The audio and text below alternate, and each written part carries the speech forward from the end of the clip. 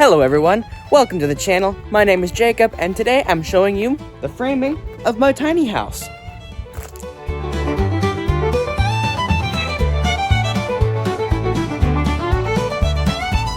Now before I did any framing, I had to mark out each wall, the thickness, segment length, and joist location.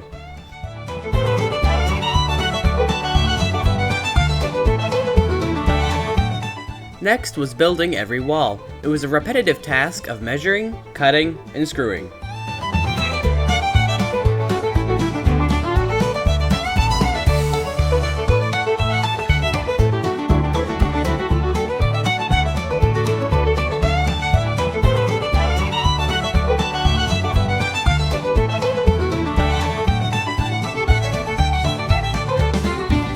Each wall segment was built in stages. The box of the wall was framed first, then the insides of each wall was put into place.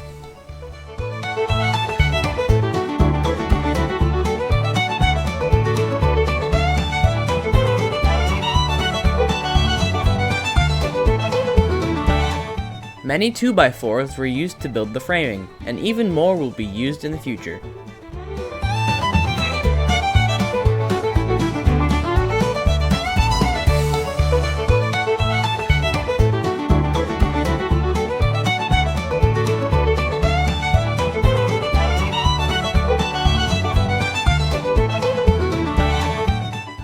Make sure to measure where the boards go on each side, otherwise you won't have straight walls, which would impact your structural integrity and ease of building.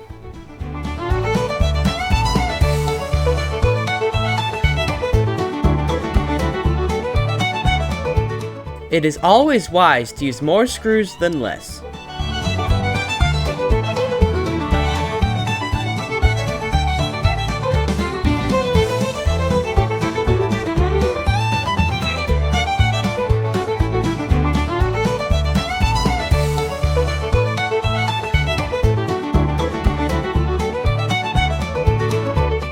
This current wall would house my glass sliding door, so I followed the framing rules and doubled the 2x4s around the entire wall.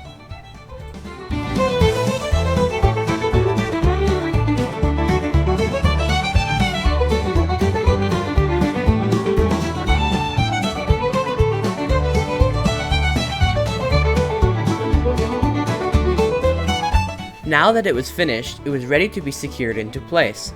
As there was nothing for the wall to hold onto at first, extra pieces of wood were used to keep the wall standing tall.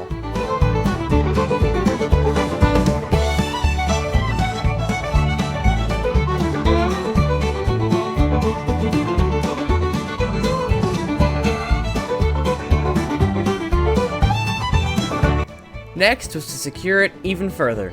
4-inch bolts were supposed to attach the wall to the trailer. However, they proved to be half an inch too short. Rather than wait another week for 5-inch bolts, I decided to recess the bolts about half an inch into the wood.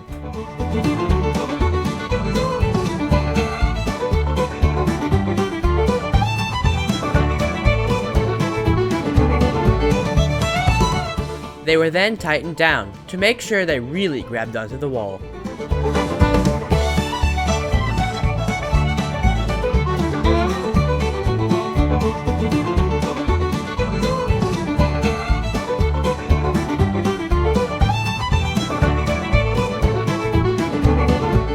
As this was my first time framing, this was all I could do for the day.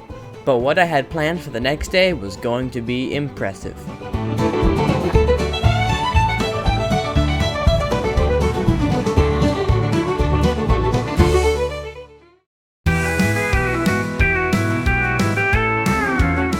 The wheel wells had to be insulated before any more framing could be done, so 2-inch foam board was glued onto the trailer.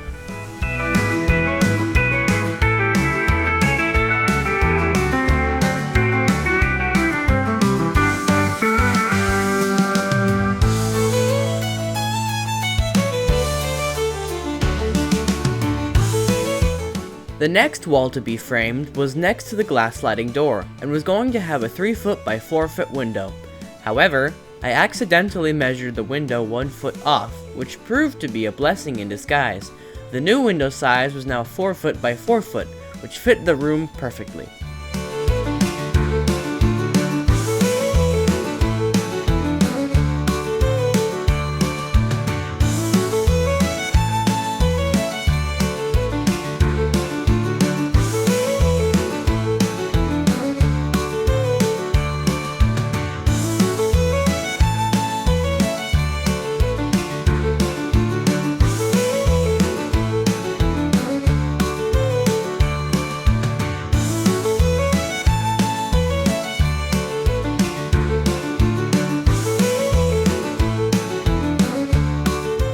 The wall was attached right to the front frame of the tiny house, and more bolts secured the wall into place.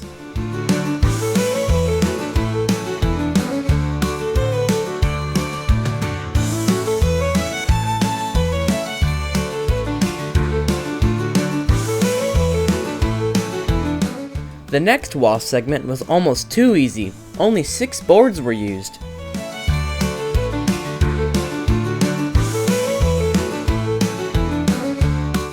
Over the wheel wells was tricky. Since there was no way to attach it directly to the trailer, I added more screws to attach them to the neighboring wall segments.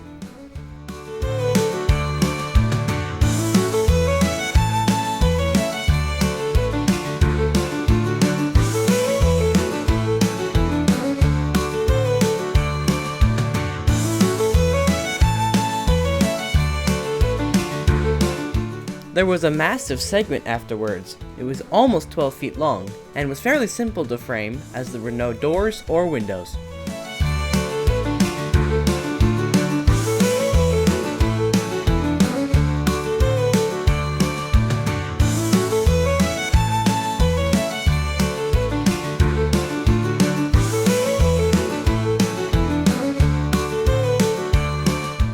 This wall certainly took a long time, as it was the longest one in my house.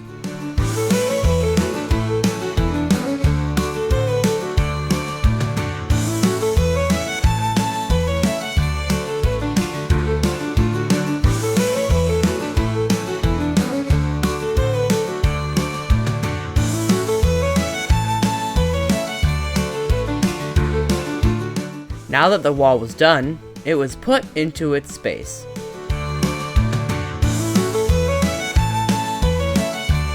And then the camera promptly ran out of battery. Whoops. As there are no videos about framing over the bump out, I was charting new territory.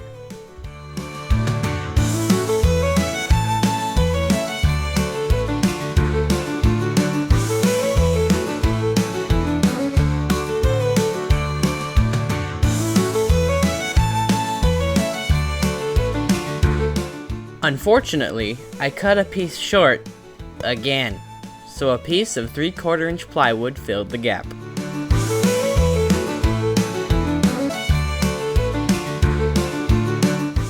This was the biggest and most complex wall of the lower framing, so care was taken to ensure that it was perfect.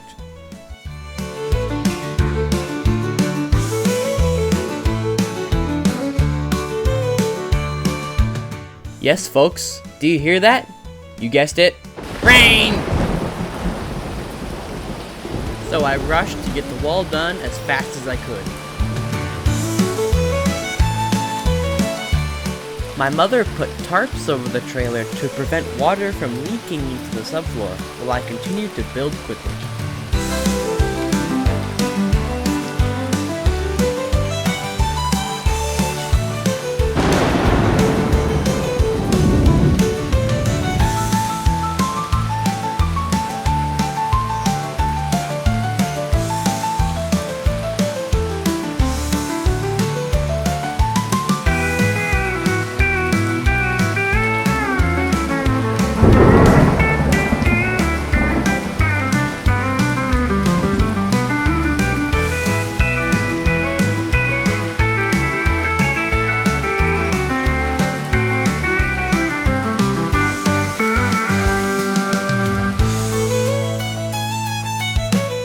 It was now time to lift this 300-pound monstrosity onto the trailer.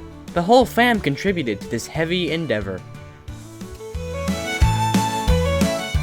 It was now finished, my tiny house first floor framing. Thank you all for watching. If you enjoyed this video, be sure to like and subscribe, and I will see you next time.